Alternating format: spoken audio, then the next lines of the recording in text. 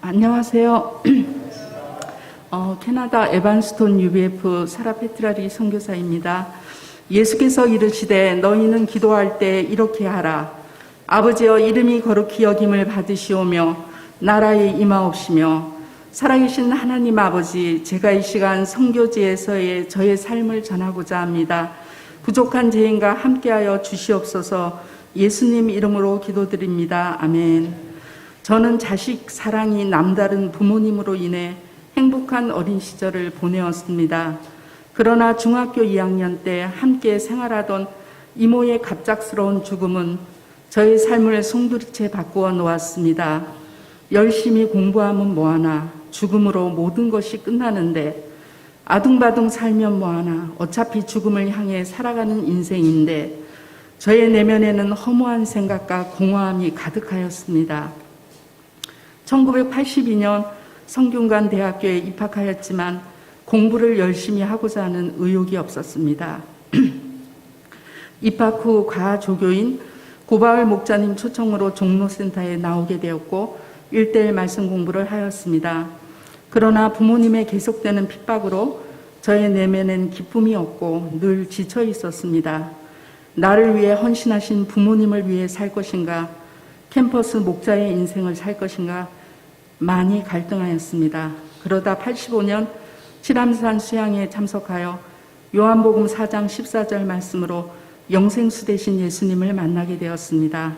그리고 나의 죄를 위해 십자가 지신 예수님께 나아가 뿌리 깊은 허무와 세상에서 만족 줄 것을 쫓아 방황하였던 죄악된 삶과 교만하고 이기적인 죄들을 눈물로 회개하였습니다. 죄사함을 받은 후 저의 삶은 변화되었습니다. 빌립보서 3장 8, 9절 말씀, 또한 모든 것을 해로 여김은 내 주 그리스도 예수를 아는 지식이 가장 고상함을 인함이라. 내가 그를 위하여 모든 것을 잃어버리고 배설물로 여김은 그리스도를 얻고 그 안에서 발견되려 함이니, 이 말씀으로 저는 새로운 삶의 가치관을 정립하게 되었습니다. 그리고 로마서 1장 5절 말씀으로 나의 이름이 아닌 그 이름을 위해 살고자 결단케 되었습니다. 주님은 이 결단을 기뻐 받으사 현재 가천센터 스텝 목자인 박 아브라함 목자님과 반송교회를 개척하게 해주시고 많은 양들을 보내어 주셨습니다. 그 후 이아브람 목자님과 믿음의 가정을 이루어 주시고 2006년 저희 가정은 캐나다 선교사로 나가게 되었습니다. 그러나 정착 문제, 언어 문제, 물질 문제, 건강 문제 등 계속되는 어려움을 겪게 되었습니다.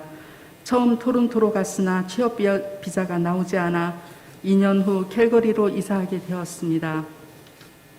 캘거리에서 에반스톤 센터를 개척한 지 얼마 지나지 않아 가족 모두 이유도 알 수 없는 이민국의 호출을 받게 되었고, 그 결과 아브라함 선교사가 2년 가까이 한국에 머물러야 했습니다.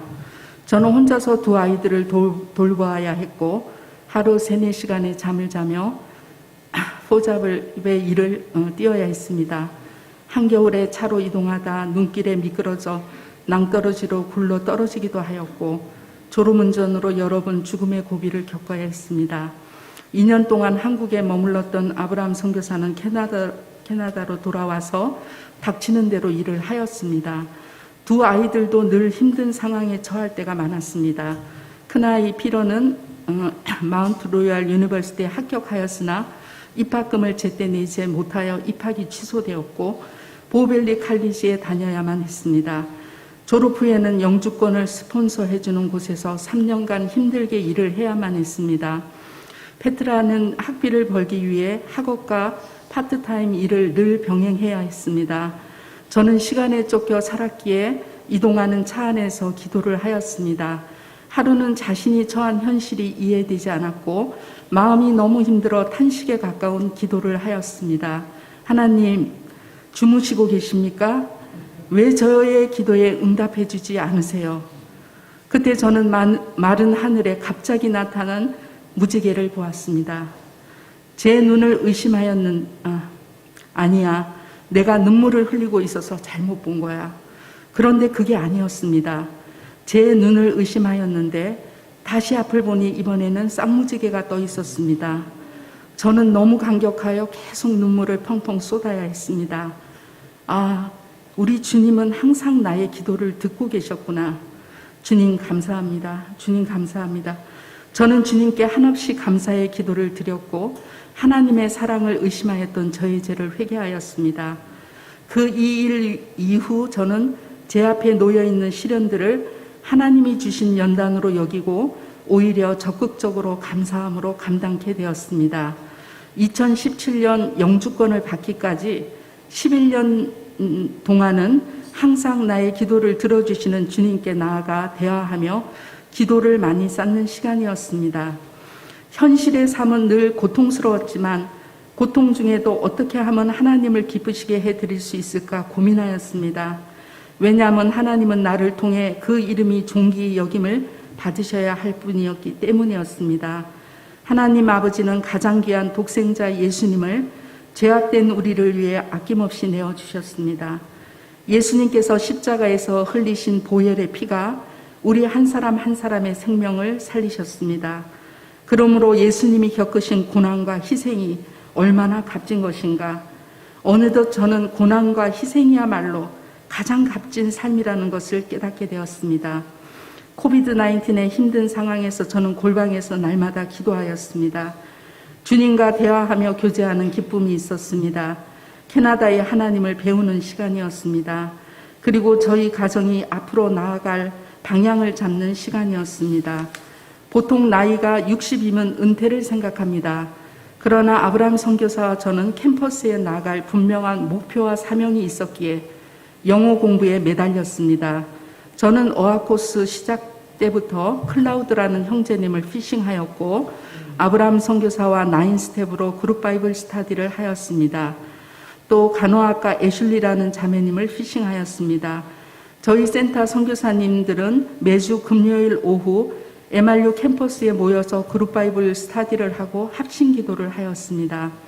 코비드 상황에서는 줌으로 만나 그룹 바이블 스터디를 하고 보내주신 양들 위해 기도하였습니다. 저희는 어떤 힘든 상황에서도 말씀을 공부하고 모이기에 힘썼습니다. 주님은 이런 저희에게도 많은 은혜를 내려주셨습니다. 아브라함 선교사가 간호학 공부를 시작하고도 계속 파트타임의 일을 하였습니다. 그러나 코비드로 인해 이 일이 잘리게 되었습니다.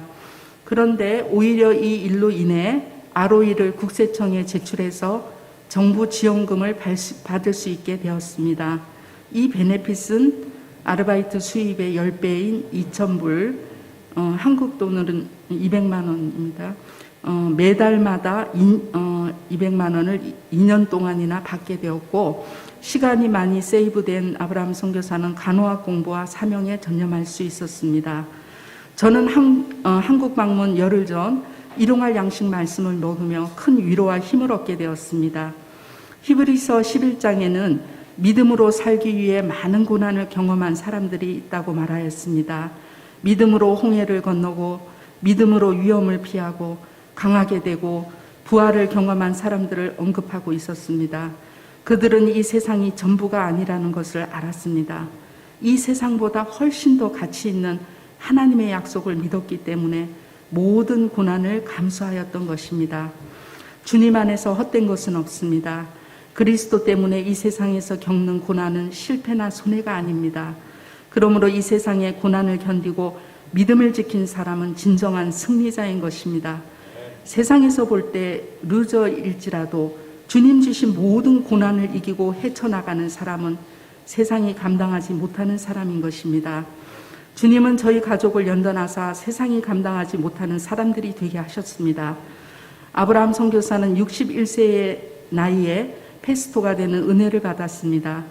또 수많은 어려운 가운데서 지난달 8월에 간호학 공부를 믿음으로 모두 마치게 하셨습니다. 고난 속에서 속이 깊어져 부모님의 좋은 동역자가 된 피러와 페트라에게는 좋은 직장을 허락하여 주셨습니다. 큰아들 피러는 개척 초기부터 주일 예배 사회를 잘 감당해 주었고 영주권의 길이 보이지 않는 저희 가정에 첫 영주권을 받음으로 가족들이 모두 영주권을 받도록 중요한 역할을 하였습니다. 지금은 레지스트리에 취업하여 정부 매뉴얼대로 7개의 자격증을 따고 안정적인 직장 생활을 하고 있습니다. 페트라는 알버타 대학교에서 심리학을 전공하였고 캠퍼스에서 후배들을 피싱하여 일주일에 6 내지 7팀의 1대1을 매일 하루 한 번씩이죠 하였습니다. 졸업 후에는 취업하여 직장을 다니고 있으며 사이콜로지스트가 되기 위해 대학원 공부도 병행하여서 올해 7월에 전 과정을 마치게 하시고 맥키안 유니버시티 인턴십 과정에 합격하였습니다. 제게 있어 선교지에서의 삶은 고난의 연속이었지만 기도 체험의 현장이었습니다. 저는 2018년과 2021년 두 번의 교통사고를 또 겪어야 했습니다.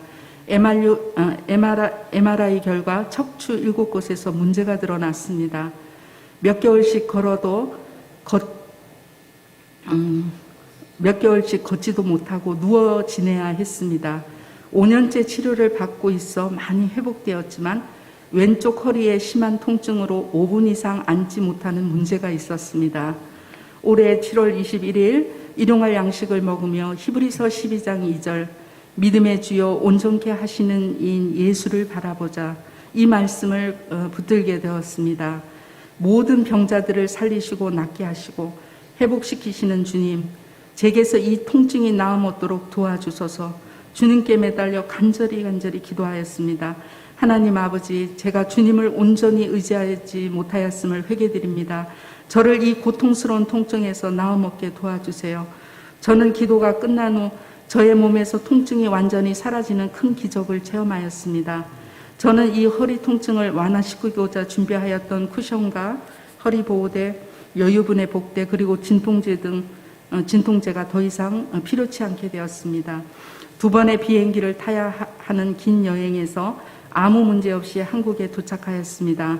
살아계셔서 허물 많은 저와 늘 함께 하시고 변함없이 저의 기도에 귀 기울여 주시는 나의 아버지 하나님을 찬양합니다.